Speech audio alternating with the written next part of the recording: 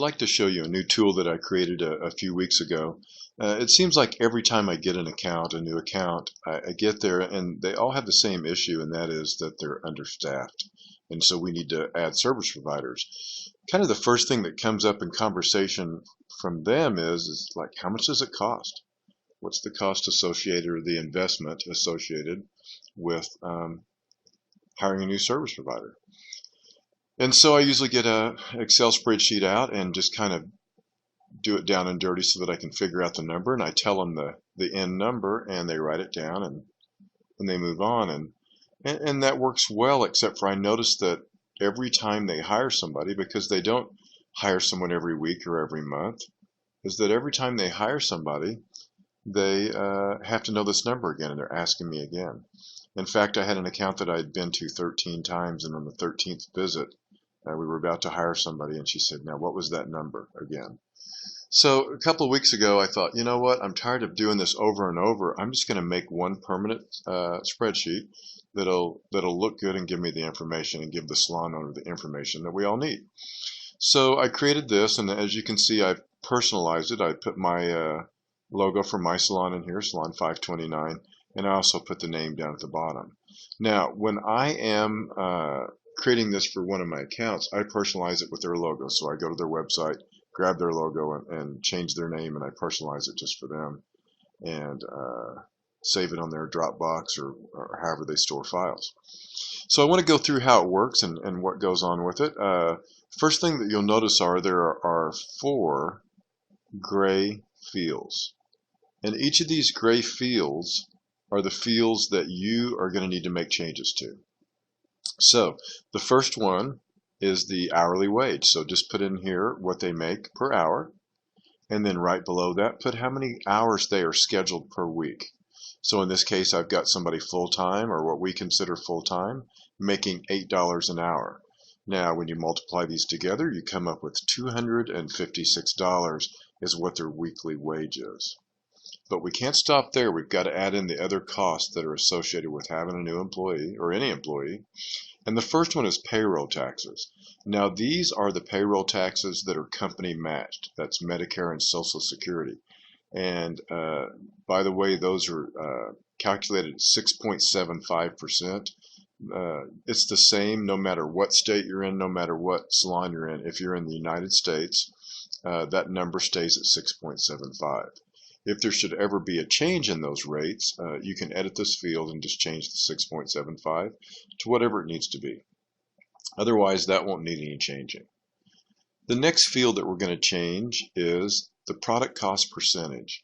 Now, if you've got a brand new salon, you may not have any idea yet. Their financials may not be set up in a way that show us what the product cost was for service, service sales.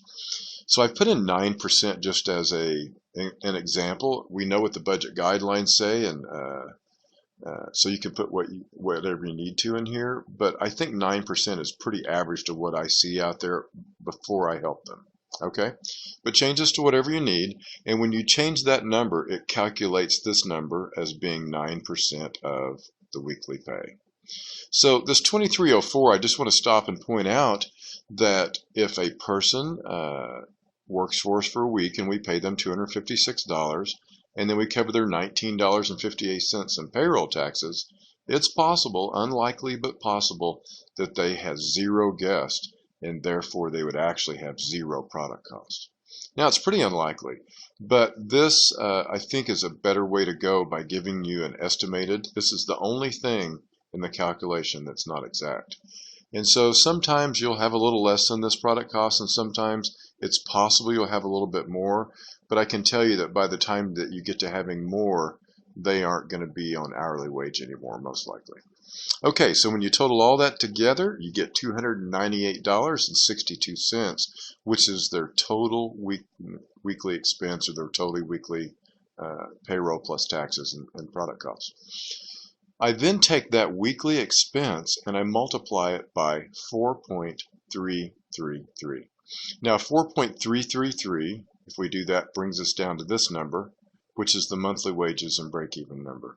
Now, the reason I pick 4.333 is because that's how many weeks are actually in a month.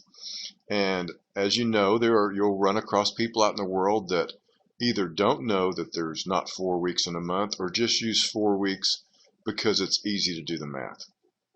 And as most of you know that know me, I am not a rounder.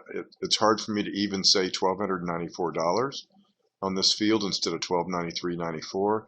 But I will tell you that that particular rounding from 4.333 to 4 is a killer. It's really bad math, and it will cause huge problems. A lot of mistakes are made in estimating things by using the 4-week calculation. So I know I'm going on and on about it, but I will just remind you, if your salon owner doesn't know how to remember, just reminder that there are 52 weeks in the year, and divide that by the 12 months there are in the year, and you will come up with the answer of 4.333.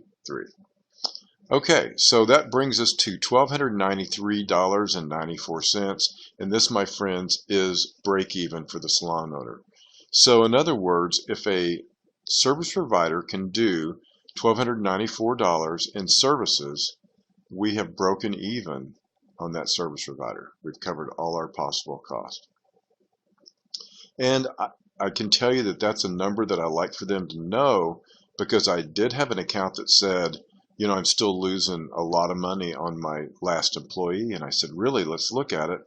And we looked at it, and they were bringing in about $1,100 a month, which means that they were losing about $193 a month. They're still investing in that employee. It wasn't bad at all.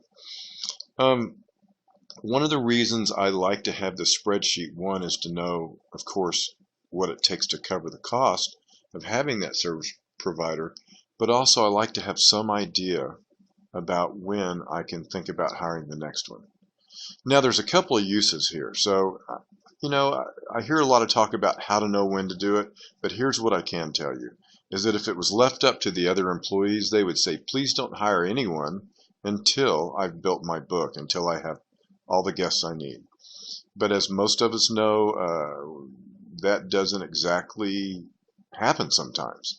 So we do have to hire new people faster than what other service providers probably would want. From the owner's point of view, they're fearful about the investment, and they're going, can I really afford it? So here's my answer. And that is that if I take this $1,294 and I say, you know what, this service provider brought that much in services the last 3 months in a row, or an average of 3 months, I think it's safe to say, I mean, it's a fact that service provider is now breaking even for us and is no longer an expense. Now, they're not making us any money, but they're not costing us any money. So in my opinion, I'm free to move forward and at least consider the possibility of hiring my next service provider. And so I use that as a tool. The other thing I will say is this will also help you if you come up here to the hours per week and think about an associate that just has one shift, one new talent shift at 6 hours. Well, if I plug 6 hours in there and I look at the money, now I have a really good idea about when that associate, other than what they're learning from the educator, when they have earned another floor day. So here's what I mean. If I put, and I'll do it, I'll just put 6 hours in here. And let's see what happens. So now what we know is that person cost us, not very much, $242 a month. That's really low. And so costs us $242 a month. And so as long as they're doing $242, we're not losing money on them. But I'm actually going to come down here to this number and say, when they're doing $506 a month or close to that, I'm ready to give them another day. Okay, so let's come down to this area. This is the commission rate, which will be the fourth thing that you will enter. At 48% is what I used as an example. And here's the reason. Another thing that comes up that you might want to know is, how much does the service provider have to do before they make commission? And so this is a tool where you can use this to either show the service provider, or you can just figure out for the owner. In this case, in order to cover the cost of $1,294 at 48%, they will need to do $26.96.70 to make commission. Now, here's the math behind this. It's 48% of this number is $12.93, except for I've added $1. So this $26.96 is actually $1 more than is needed. In other words, it will allow them to make commission. So we've got a lot of tools there. We've got the ability to figure out what break-even is. We've got the ability to figure out when they will make commission, and then the possibility of when to use this as a tool to decide when it's time to add another service provider. Thanks.